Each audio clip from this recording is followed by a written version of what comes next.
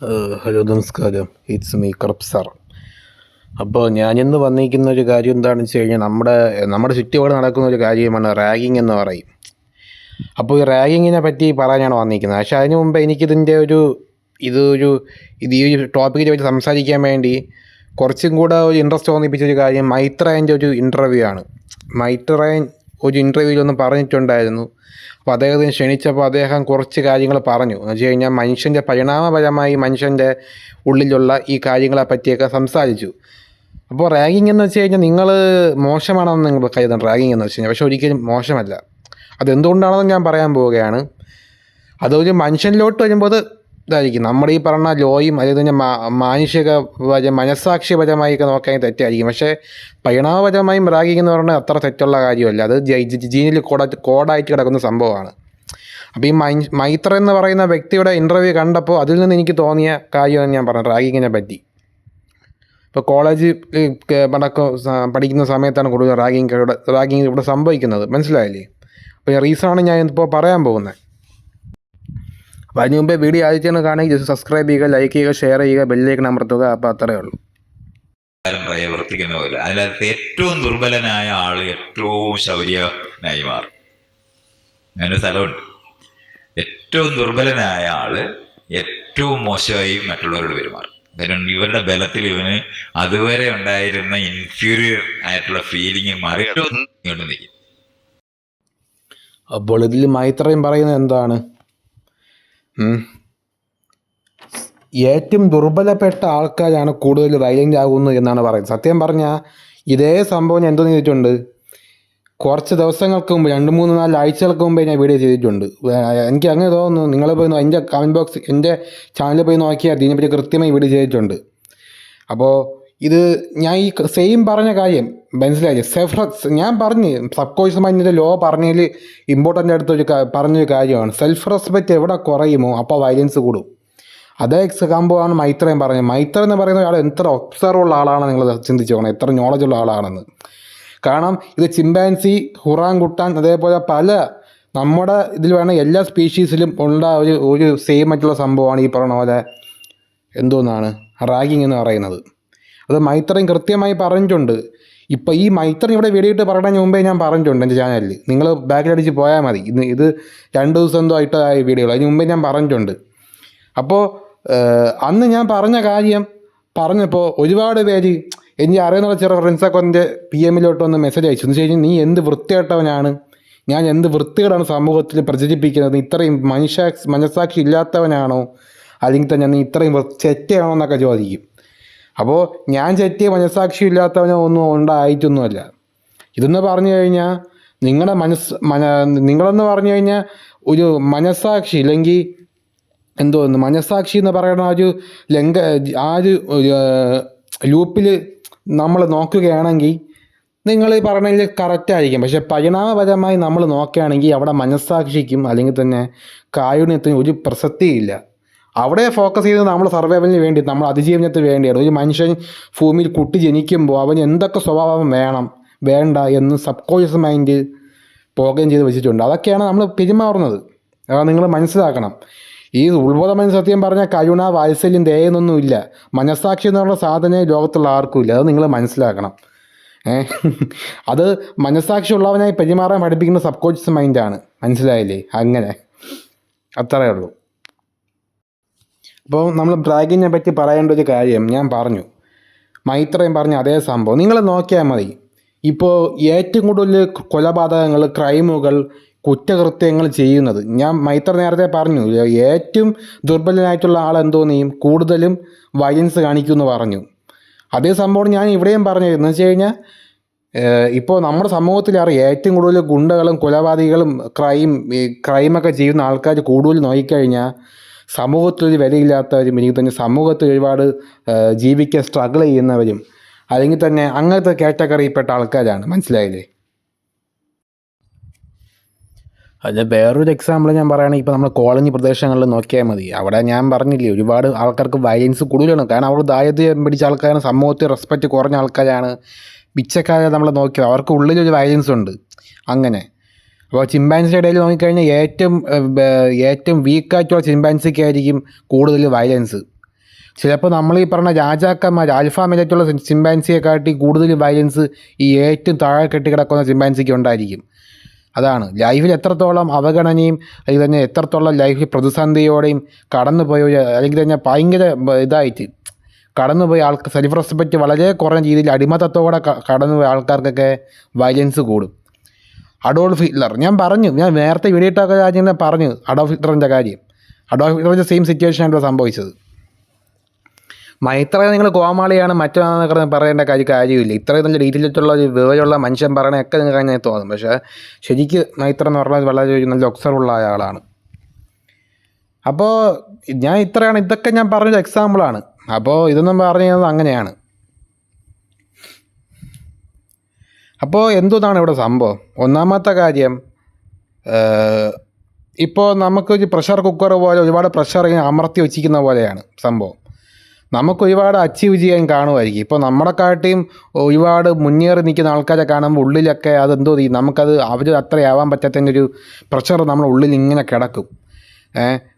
അവരെന്തോ വേറൊരു ആൽഫാമയിൽ നമ്മളിങ്ങനെ ഒരു ഡൊമിനൻസി ഉള്ള ഒരാൾ നമ്മളിങ്ങനെ വളരെ മോശമായ രീതിയിൽ റാഗിങ്ങും ഈ പണിഷ്മെൻറ്റൊക്കെ ചെയ്യുമ്പം ഉള്ളിലെ പ്രഷർ കിടക്കും, മനസ്സിലായ പെയിൻ കിടക്കും. ആ പെയിൻ ഇങ്ങനെ കൂടി എന്തോ പ്രഷർ കുക്കർ പോലെയാകും. മറ്റേ സാമ്പാർ ഉണ്ടാക്കുമ്പോൾ നമുക്കറിയാൻ പറ്റും പ്രഷർ ഇങ്ങനെ സ്റ്റോർ ചെയ്ത് വെച്ചിരിക്കുന്ന പോലെ.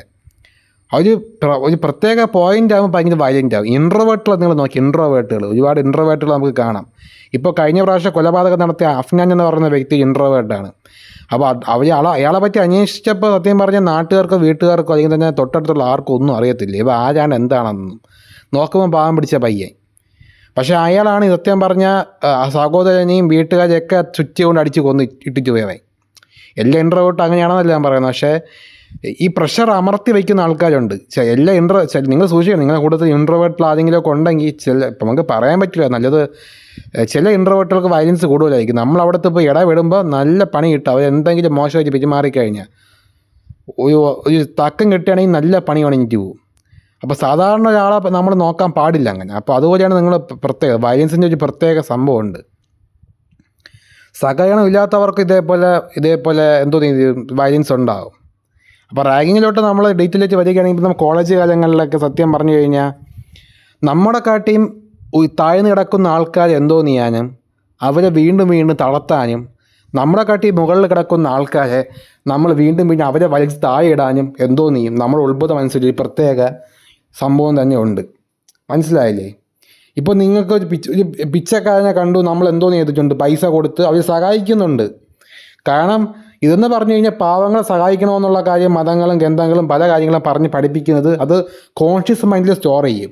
മനസ്സിലായി? കോൺഷ്യസ് മൈൻഡിൽ സ്റ്റോർ ചെയ്യും. അപ്പോൾ കോൺഷ്യസ് മൈൻഡ് എന്തോ ഈ പാവപ്പെട്ടവർക്കും കൈകാൽ ഒടിഞ്ഞവന്മാർക്കും അങ്ങനെയുള്ളവർക്ക് ദാനം ചെയ്യുന്നത് വലിയ പുണ്യമായി അവർ നമ്മളെ പഠിപ്പിക്കും. എന്ന് വെച്ച് കഴിഞ്ഞാൽ കോൺഷ്യസ് മൈൻഡ്, മനസ്സിലായി? സബ് കോൺഷ്യസ് മൈൻഡ് അങ്ങനെയല്ല പറയുന്നത്. അവനെന്തോ ചെയ്യുക, നീ അടിച്ച് തളർത്തുക, വയ്യാതെ കിടക്കുന്നവനെ വീണ്ടും എന്തോ ചെയ്യുക, അടിച്ച് തളർത്തുക എന്ന് പറയുന്നത്. ഇപ്പോൾ നിങ്ങൾക്ക് തോന്നുന്നു, നിങ്ങൾക്കിപ്പോൾ ആർക്കെങ്കിലും പാവപ്പെട്ടവരെടുത്തായാലും കൈകാൽ ഒടിഞ്ഞെടുത്തായാലും നിങ്ങൾക്ക് തോന്നുന്ന ദയവുണ്ടല്ലോ, അതെന്ന് പറയുന്നത് കോൺഷ്യസ് മൈൻഡിൽ ഉണ്ടാകുന്നതാണ്. സബ് കോൺഷ്യസ് മൈൻഡിൽ അങ്ങനെയല്ല പറയുന്നത്. ഒരു ശരിക്കുള്ള വ്യക്തി എന്ന് വെച്ച് കഴിഞ്ഞാൽ ഒരു മനുഷ്യത്വമുള്ള വ്യക്തിയായിട്ടല്ല ഒരു കുട്ടി ഭൂമി ജനിക്കുന്നത്. കാരണം മനസ്സാക്ഷിയും അതേപോലെ മനസ്സാക്ഷിയുള്ള ഒരു വികാരങ്ങളും ഇതെല്ലാം ഉണ്ടാകുന്നത് സമൂഹത്തിൻ്റെ റൂളിനനുസരിച്ചാണ്. സമൂഹത്തിൻ്റെ റൂളനുസരിച്ച് ജീവിക്കാനുള്ള വേറൊരു സംഭവം അത് നമ്മുടെ പരിണാമപരമായിട്ടുള്ള കാര്യമാണ്. സമൂഹത്തിൻ്റെ റൂൾ അനുസരിച്ച് നിങ്ങൾ ജീവിക്കുക, സബ് കോൺഷ്യസ് മൈൻഡിൻ്റെ ഒരു ഇതാണ്. അപ്പോൾ സമൂഹത്തിൻ്റെ റൂളിൽ വരുന്നൊരു കാര്യമാണ് നമ്മൾ മനസ്സാക്ഷിയുള്ളവനായി ജീവിക്കുക എന്നുള്ള കാര്യം.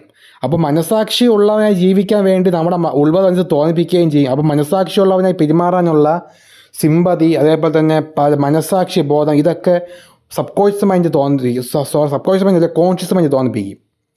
മനസ്സിലായില്ലേ? അങ്ങനെ ഇതാണ് നമ്മൾ മനസ്സിലാക്കണം. അപ്പോൾ നമ്മളെ ലോകത്തുള്ള എല്ലാവർക്കും റാഗിങ് ചെയ്യാനും കൊല്ലാനും കൊലപാതകം ചെയ്യാനുള്ള എല്ലാ ടെൻഡൻസി ലോകത്തുള്ള എല്ലാവർക്കും ഉണ്ട്. പക്ഷേ നമ്മളത് എന്തുകൊണ്ടാണ് ചെയ്യാത്തത്? നമുക്ക് റെസ്പെക്റ്റ് ഉള്ള സെൽഫ് റെസ്പെക്റ്റ് ഉള്ളത് കൊണ്ട് നമ്മൾ ചെയ്യുന്നില്ല. ഇപ്പോൾ ഈ സൊസൈറ്റിയുടെ റൂളിൽ സബ് കോൺഷ്യസ് മൈൻഡ് മാനിപ്പുലേറ്റ് ആയതുകൊണ്ട് നമ്മൾ ചെയ്യുന്നില്ല. ഈ വ്യത്യാസം നമ്മളിവിടെ കാണണം. മനസ്സിലായില്ലേ? അപ്പോൾ കോളേജ് കാലഘട്ടങ്ങളിൽ പുതിയതായി വരുന്ന ഒരു വ്യക്തിയെ നമ്മളെ സത്യം പറഞ്ഞാൽ നമ്മുടെ ചുറ്റും നമ്മളൊരു സംഘജീവി അല്ലാതെ നമ്മൾ സംഘജീവി ആയ ഒരു പക്ഷത്ത് വേറൊരു നമ്മളെ ഗ്യാങ്ങിൽ അല്ലാത്ത ഒരാൾ വരുമ്പോൾ അവരടുത്ത് നമുക്ക് തോന്നുന്ന ഒരു കാര്യം എന്താണെന്ന് വെച്ച് കഴിഞ്ഞാൽ എന്തോന്ന് ചെയ്യുക, അവർ അറ്റാക്ക് ചെയ്യുക എന്ന് തോന്നും. മനസ്സിലായില്ലേ? വേറെ ഒന്നും സംഘജീവി എന്ന് പറയുന്നത് വേറെ എക്സാമ്പിളൊന്നും പറയാനില്ല. അപ്പോൾ ഇന്ത്യക്കാർ അമേരിക്കക്കാർ എങ്ങനെ കാണുന്നുണ്ടോ, അല്ലെങ്കിൽ തന്നെ എന്ന് വെച്ച് കഴിഞ്ഞാൽ ഫോറിൻ കൺട്രീസിൽ പോകാത്തൊരു ഇന്ത്യക്കാരൻ അമേരിക്കക്കാരനെ അല്ലെങ്കിൽ USA എങ്ങനെ കാണുന്നുണ്ടോ, അതിൽ തന്നെ ബംഗാളികൾ ഇവിടെ വരുന്നതുകൊണ്ട് കുഴപ്പമില്ല. എന്നാലും ഇപ്പം മനസ്സിലായി, ബംഗാളിയായിട്ട് ഒരു കണക്ഷൻ ഇല്ലാത്ത ഒരാൾക്കാർക്ക് അല്ലെങ്കിൽ തന്നെ സംഘജീവികളായടുത്ത് മാത്രമേ എല്ലാവർക്കും സിമ്പതിയും സഹതാപവും ഒക്കെ തോന്നത്തുള്ളൂ.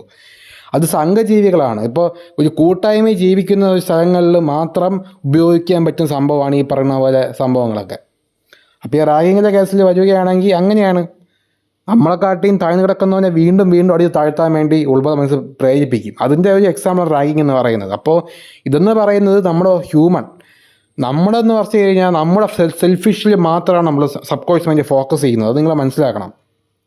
അതുകൊണ്ട് എന്തോന്നെയും നമ്മൾ സംഘത്തിൽ കിടക്കുകയാണെങ്കിൽ പോലും അത് സംഘജീവി എന്ന് പറയുന്ന ഒരു സംഭവം എന്തെന്നറിയാം, അത് കോൺഷ്യസ് മൈൻഡിൻ്റെയാണ് സംഘജീവി എന്ന് പറയുന്നത്.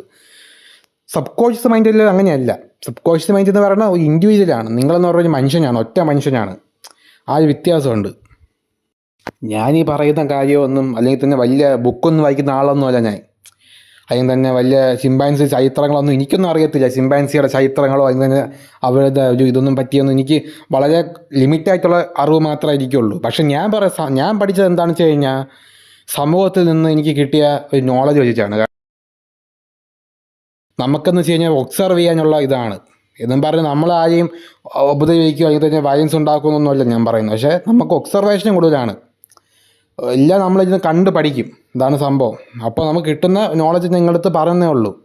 അപ്പോൾ ഞാൻ എൻ്റെ കാര്യങ്ങൾ ഇവിടെ ഈ വീഡിയോ ഇട്ട് പറഞ്ഞപ്പോൾ അത് പല മൈത്രനെ ആൾക്കാരൊക്കെ അത് വന്ന് വീണ്ടും ഞാൻ പറഞ്ഞ കാര്യങ്ങളിൽ ഞാൻ എല്ലാവരും തെറ്റാണെന്ന് പറയുമ്പോൾ ഞാൻ പറഞ്ഞ കാര്യങ്ങൾ സത്യമാണെന്ന് തെളിയിക്കുന്ന രീതിയിലുള്ള വീഡിയോസാണ് മൈത്രൻ്റെ ഭാഗത്തു നിന്നൊക്കെ വന്നുകൊണ്ടിരിക്കുന്നത്. അത്രയേ ഉള്ളൂ. അപ്പോൾ നിങ്ങൾ നോക്കിയാൽ മതി, ഈ റാഗിങ് എന്ന് വെച്ചാൽ എന്തോന്നാണ്. ഫസ്റ്റ് ഇയറിൽ പോകുമ്പോൾ ഒരു കോളേജിലുള്ളവന്മാരെ എന്തോന്നിയും ഫസ്റ്റ് ഇയറിലുള്ള പയ്യന്മാരെ പിടിച്ച് റാഗ് ചെയ്യും. അങ്ങനെ യുവന്മാർ ഫസ്റ്റ് ഇയർ കഴിഞ്ഞ് സെക്കൻഡ് ഇയറിൽ പോകുമ്പോൾ എന്തോന്നിയും സെക്കൻഡ് ഇയറിൽ യുവന്മാർ ഫസ്റ്റ് ഇയർ പാസ് ഔട്ടായി സെക്കൻഡ് ഇയറിൽ പോകുമ്പം അതേ യുവന്മാർ ഇനി എന്തോന്നിയെന്ന് അറിയാമോ, അവയുടെ താഴെ കിടക്കുന്ന ഫസ്റ്റ് ഇയേഴ്സിനെ വീണ്ടും റാഗ് ചെയ്യും. അത്രയേ ഉള്ളൂ, വേറെ ഒന്നുമില്ല.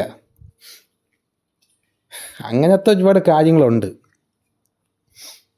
അപ്പോൾ ഇതാണ് എനിക്ക് പറയാനുള്ളത്. ഇതെന്ന് വെച്ച് കഴിഞ്ഞാൽ മനസാക്ഷ്യപരമായി നോക്കുകയാണെങ്കിൽ തെറ്റാണ്. ഇതെന്ന് പറയുമ്പോൾ സത്യം പറഞ്ഞാൽ മനുഷ്യൻ്റെ സബ് കോൺഷ്യസ് മൈൻഡും കോൺഷ്യസ് മൈൻഡും തമ്മിലുള്ള കളി ഇവിടെ ബ്രെയിനിൽ നടക്കുകയാണ്, നമ്മുടെ ഉൾബോധ മനസ്സിൽ. ഈ കളിയുടെ എങ്ങനത്തെ കളിയാണ് ഇവിടെ നടക്കുന്നതെന്ന് അറിഞ്ഞു കഴിഞ്ഞാൽ നമുക്ക് എന്തോന്ന് ചെയ്യാൻ പറ്റും. ആ കളിയെ അറിഞ്ഞ് മനസ്സിലാക്കി അതിലോട്ടും പ്രകോപനത്തിലൊന്നും വീഴാതെ ജീവിക്കുന്ന ഒരുപാട് ആൾക്കാരുണ്ട് ഇവിടെ ഉണ്ട്. അതാണ് സന്യാസിമ യോഗികൾ എന്നൊക്കെ പറയുന്നത്. അപ്പോൾ അവർ അങ്ങനെയാണ് ജീവിക്കുന്നത്. ഓക്കെ, സബ് കോൺഷ്യസ് മൈൻഡിനെ പറയുന്ന ഇത് ഞാൻ പറഞ്ഞ റൂൾ അങ്ങനെയാണ്. സമൂഹത്തിൽ നീ എത്രത്തോളം ഒറ്റപ്പെടുന്നവനോ അതിൽ അംഗീകാരം കിട്ടുന്നവനായി മാറുമോ അപ്പോൾ നീ എന്തോന്ന് ചെയ്യുക, നീ അവർക്കെതിരെ യുദ്ധം ചെയ്യുക, അല്ലെങ്കിൽ നീ എന്തോ ചെയ്യുക, സ്വന്തമായി സൂയിസൈഡ് ചെയ്യുക. ഈ രണ്ട് കാര്യങ്ങൾ ഉൾബോധ പറയുന്നുണ്ട്. നിന്റെ സർവൈവലിന് എന്തെങ്കിലും പ്രശ്നം വന്നാലും സമൂഹത്തിൽ നിന്ന് നിങ്ങൾക്ക് എന്തെങ്കിലും രീതിയിലുള്ള പ്രശ്നം വന്നാലും നിങ്ങൾ എന്തോ ചെയ്യുക. ഞാൻ ഈ പറഞ്ഞ റൂൾ, ഈ തിയറി എന്തോ ചെയ്തിട്ടുണ്ട് സബ് കോൺഷ്യസ് മൈൻഡിൻ്റെ വീഡിയോ ഞാൻ ഇട്ടിട്ടുണ്ട്. അത് നിങ്ങൾ പോയി കണ്ടാൽ മനസ്സിലാവും. പക്ഷെ അത് കണ്ടിരിക്കാൻ കുറച്ച് പറയണം, പക്ഷേ ലോങ് വീഡിയോ ആണ്. എങ്കിൽ ഇപ്പോൾ നിങ്ങൾ കണ്ടാൽ നമുക്ക് മനസ്സിലാവും. ഈ തിയറി ഞാൻ അവിടെ പറഞ്ഞിട്ടുണ്ട്. അത് തന്നെയാണ് ഇവിടെ നടക്കുന്നത്. ഈ കുരങ്ങുകളിലും അതിൽ തന്നെ മനുഷ്യന്മാർ നടക്കുന്ന അതേ സംഭവം തന്നെയാണ്.